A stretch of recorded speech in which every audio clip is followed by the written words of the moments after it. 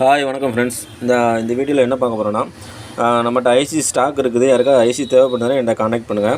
ஒரு சாம்பிளுக்கு கொஞ்சம் மாடல் வச்சுருக்கிறேன். இதில் 65 சிஆர்வி இருக்குது, 65A இருக்குது, அப்புறம் WTR 2965, அப்புறம் PMA 632, அப்புறம் 65A VW. இந்த மாதிரி நம்ம ரன்னிங் மாடல் உள்ள ஐசிஸ் எல்லாமே நம்மகிட்ட இருக்குது.